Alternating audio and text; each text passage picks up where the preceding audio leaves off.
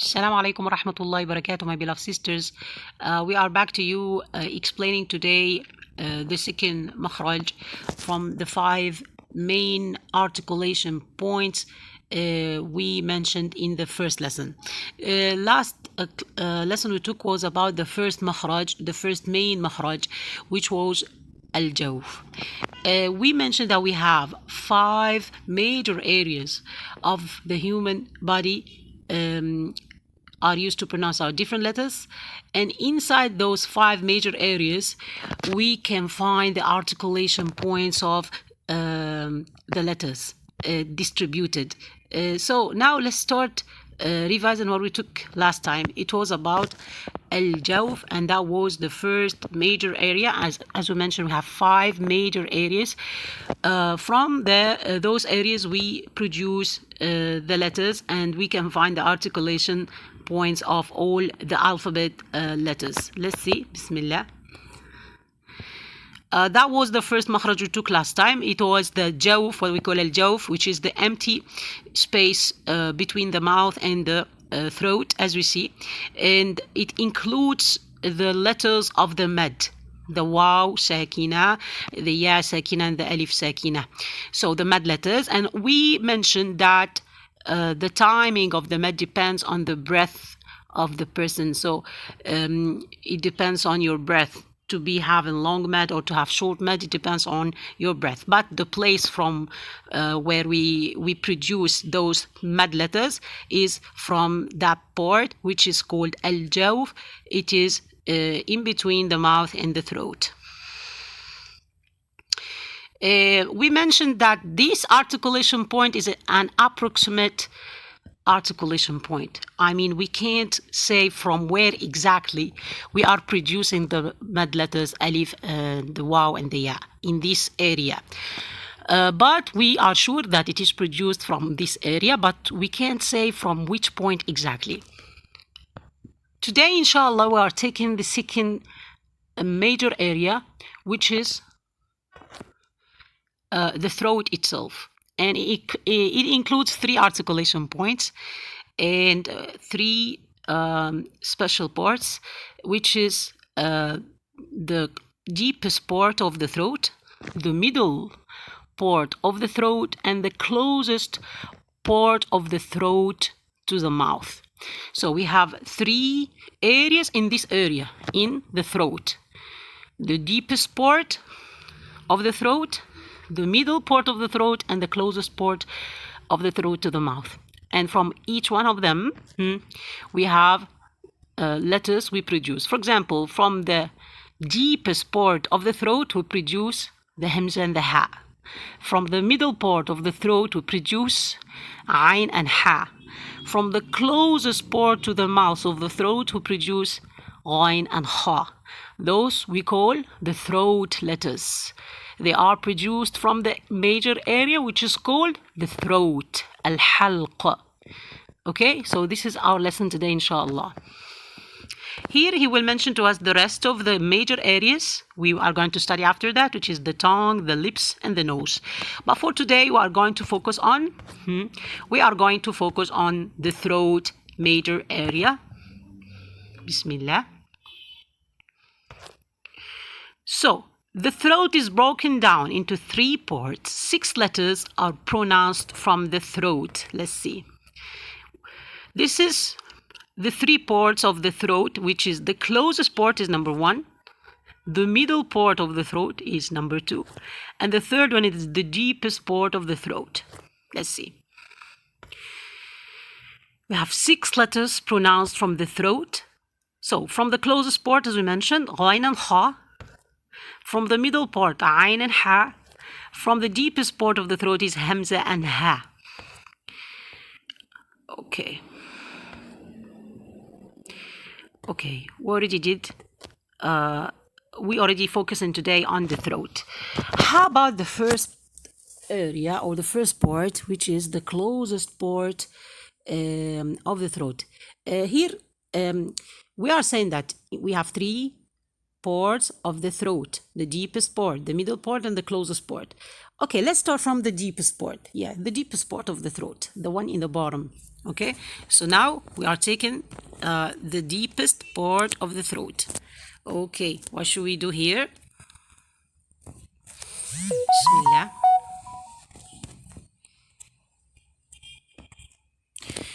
Yeah, the deepest part of the throat. This is the thing we are working on now. The deepest part of the throat, we have two letters pronounced from there, which is the Hamza and the Ha. Hamza, Ha. Yeah. What is the difference between the Hamza and the Ha? If they are both pronounced from the same place, how can I differentiate between them? While you pronounce the Hamza, you have to stress on the place of the Hamza. You have to press strongly. So, ya, ya, ya'murun. While on the ha, you don't do the same. You don't press strongly, but you have to press gently. Yahtadun. Yeah, you see how we are touching in a very nice way without pressing strongly.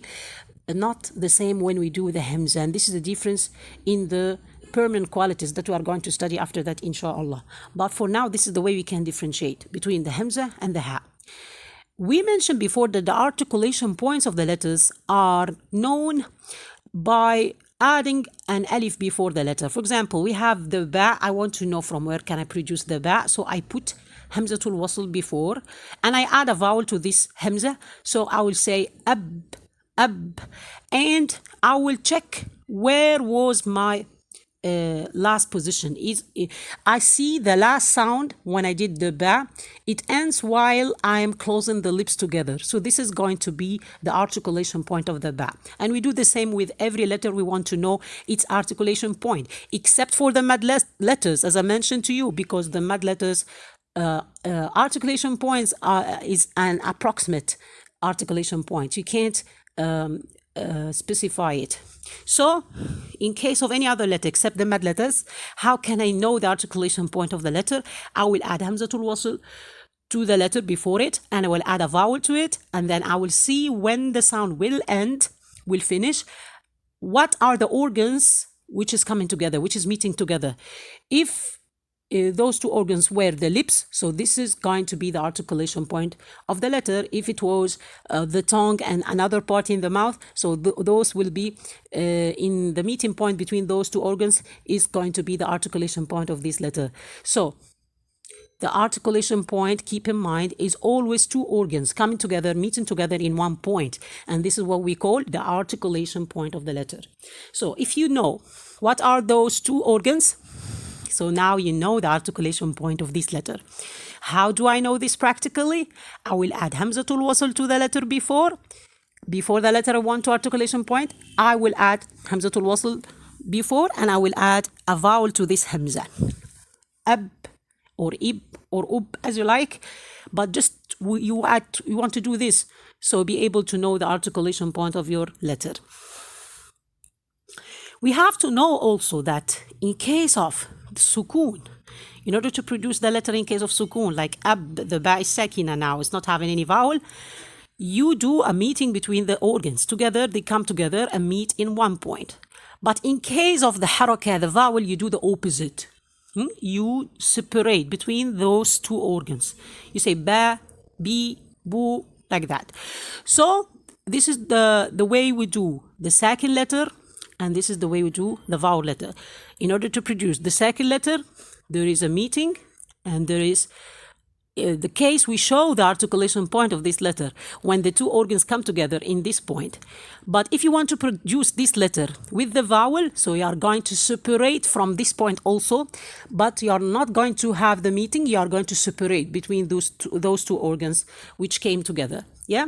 So this is how we do the vowels. Now we want to check the mistakes, the common mistakes about the letters Hamza and Ha, which are coming from the deepest part of the throat. Yeah, the Hamza, the thing that the students may be pronouncing it like the vomiting person. They say, yeah, like that. It's not good for sure, and this is not a nice sound you should do.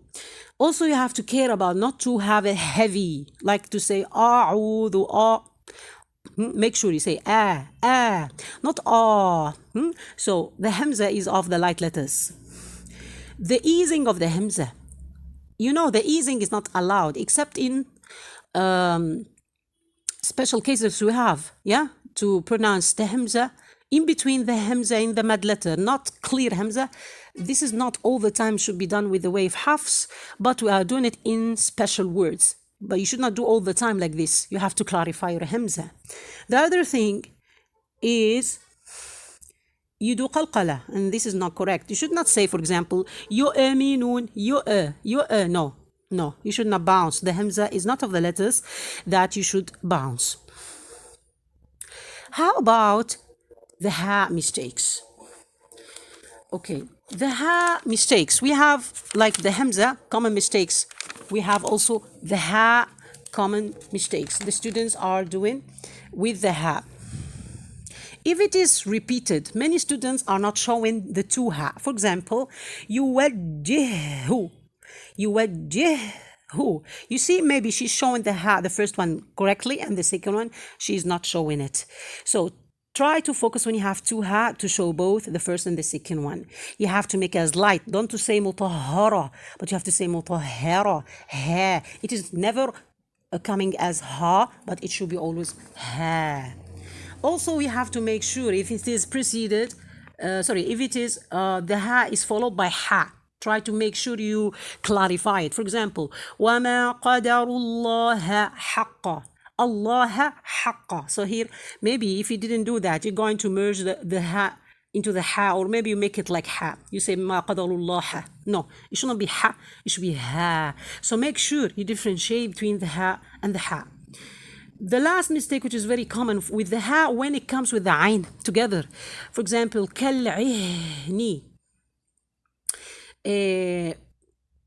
Here, it is not easy to pronounce the ha clearly when it comes with the ayn especially.